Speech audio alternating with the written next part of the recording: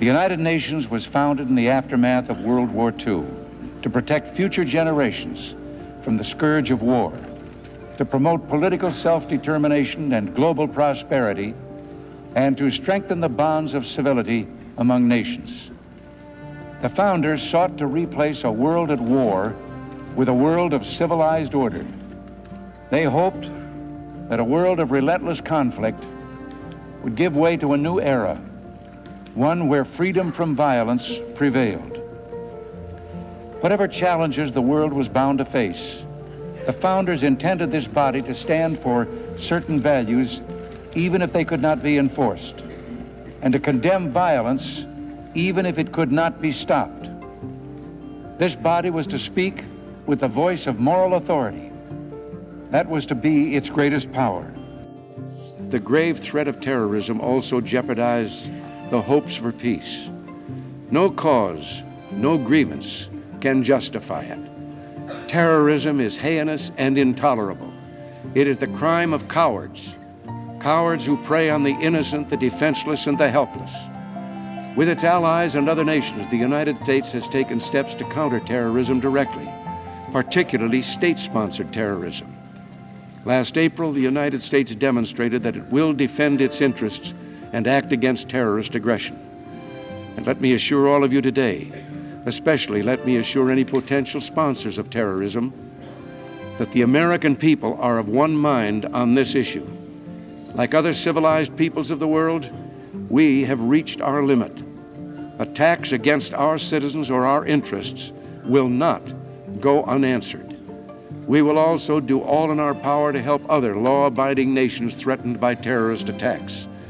To that end, the United States believes that the understandings reached by the 7 industrial democracies at the Tokyo summit last May made a good start toward international accord in the war on terrorism. For example, in 1972, the international community negotiated in good faith a ban on biological and toxin weapons. In 1975, we negotiated the Helsinki Accords on human rights and freedoms. And during the decade just passed, the United States and the Soviet Union negotiated several agreements on strategic weapons.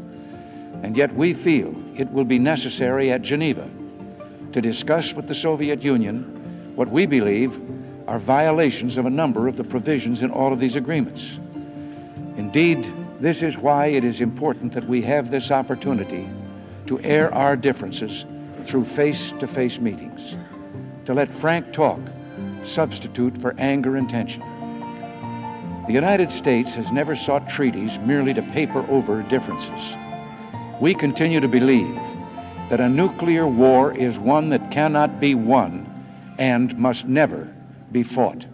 A short walk from this chamber is the Delegates' Meditation Room, a refuge from a world deafened with the noise of strife and violence.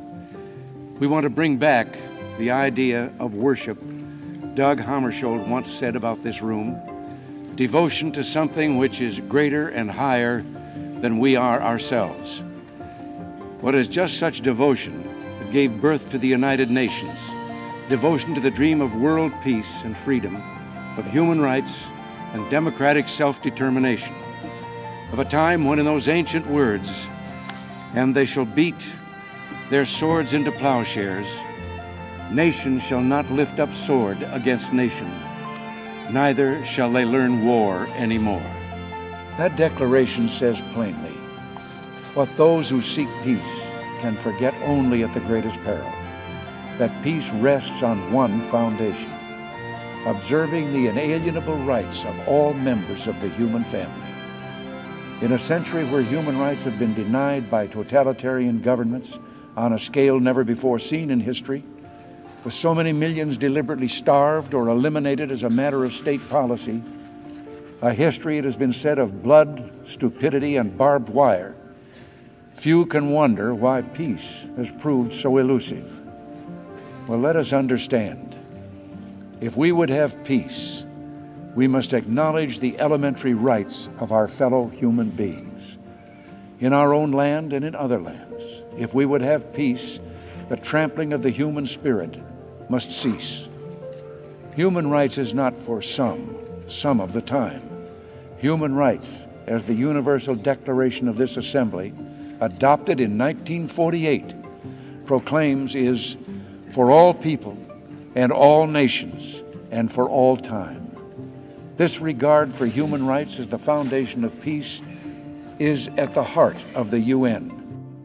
Some time ago, the Czech dissident writer Václav Havel warned the world that respect for human rights is the fundamental condition and the sole genuine guarantee of true peace.